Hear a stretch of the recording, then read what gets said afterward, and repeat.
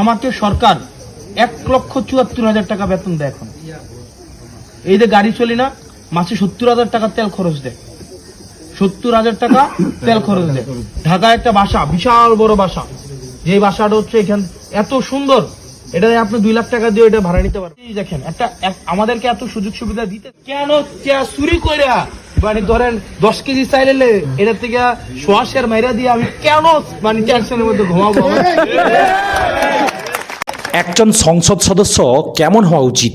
তিনি কি শুধু সংসদে বক্তব্য দেবেন, বড় বড় গাড়িতে চলবেন, নাকি মানুষের সুখ দুঃখের অংশীদার হবেন?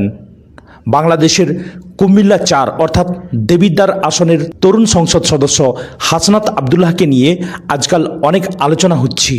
কেউ তাকে দেখছেন রাজনীতিবিদ হিসেবে, কেউ একজন শিক্ষক হিসেবে, আবার কেউ একজন ভাইয়ের মতো মানুষ হিসেবে।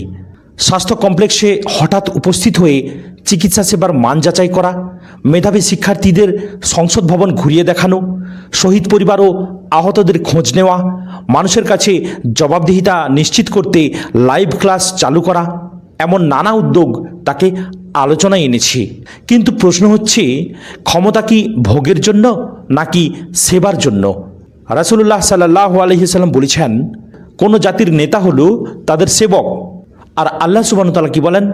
নিশ্চয়ই আল্লাহ ন্যায়পরায়ণ ও সৎকর্মশীলদের ভালোবাসেন। সূরা মাইদা আয়াত নম্বর 42। তাই নেতৃত্ব মানে শুধু ক্ষমতা নয়, বরং দায়িত্ব। খিলাফতের দায়িত্ব পাওয়ার পর আবু বকর সিদ্দিক রাদিয়াল্লাহু তাআলা আনহু বলেছিলেন, আমি তোমাদের মধ্যে সর্বোত্তম নই। যদি আমি সঠিক কাজ করি তাহলে আমাকে সাহায্য করো, আর যদি ভুল করি তাহলে আমাকে সংশোধন করে দিও। কি অসাধারণ বিনয়! রাতের অন্ধকারে খলিফা ওমর রাদিয়াল্লাহু তাআলা আনহু মদিনার অলিগলি ঘুরে বেড়াতেন মানুষের খবর নেয়ার জন্য।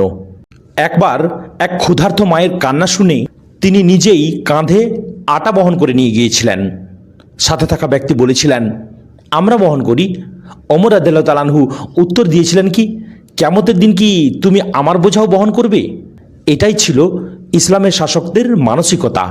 মানুষ এখন এমন জনপ্রতিনিধি চায়, যিনি স্কুলে যাবেন, হাসপাতালে যাবেন, মাদ্রাসায় যাবেন, বৃদ্ধ মায়ের খোঁজ নেবেন, শিশুদের হাসির কারণ হবেন। যখন ছোট ছোট বাচ্চারা একজন এমপিকে ভাইয়া বলে ডাকতে পারে, তখন সেখানে দূরত্বের দেয়াল কমে আসে। যখন একজন জনপ্রতিনিধি বলেন, সরকার যে টাকা দেয় সেটা আমার বাপের টাকা নয়, আমি মানুষের সেবার জন্য এসেছি, তখন মানুষ আশা করতে শুরু করে। হাসনাত আবদুল্লাহ মানুষের সঙ্গে সরাসরি যোগাযোগ এবং জবাবদিহিতার জন্য অনলাইন লাইভ ক্লাস চালু করেছিলেন, যা ব্যাপক আলোচনার জন্ম দেয়। তিনি 153 জন মেধাবী শিক্ষার্থীকে সংসদ ভবন ঘুরিয়ে দেখানোর জন্য একটা উদ্যোগ নেন। আবার হাসপাতাল পরিদর্শনে গিয়ে অনুপস্থিত চিকিৎসকদের বিরুদ্ধে ব্যবস্থা নেওয়ার নির্দেশ দেন। এসব কাজকে কেউ প্রশংসা করেন, কেউ সমালোচনা করেন। গণতন্ত্রে এটাই স্বাভাবিক। একটা গুরুত্বপূর্ণ কথা ভাইরা, আমরা কাউকে ফেরেশতা বলতে পারি না, কেউ ভুলের ঊর্ধ্বে নয়। আজ যিনি ভালো কাজ করছেন, আল্লাহ তাকে আরও উত্তম কাজের তৌফিক দিন। আর যদি কোনো ভুল থাকে, আল্লাহ যেন তাকে সংশোধনের তৌফিক দেন। কারণ ইসলামে ব্যক্তি নয়, নীতি বড়।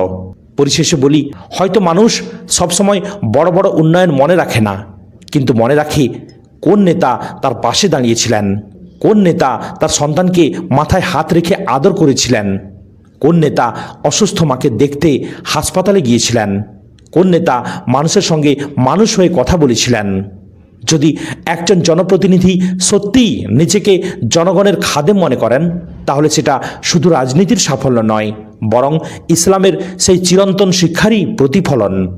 মানুষের মধ্যে সেই ব্যক্তি সর্বোত্তম যে মানুষের সবচেয়ে বেশি উপকার করে। এটি একটি হাদিসের উক্তি।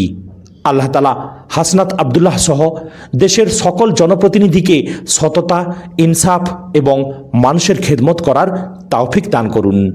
আমিন।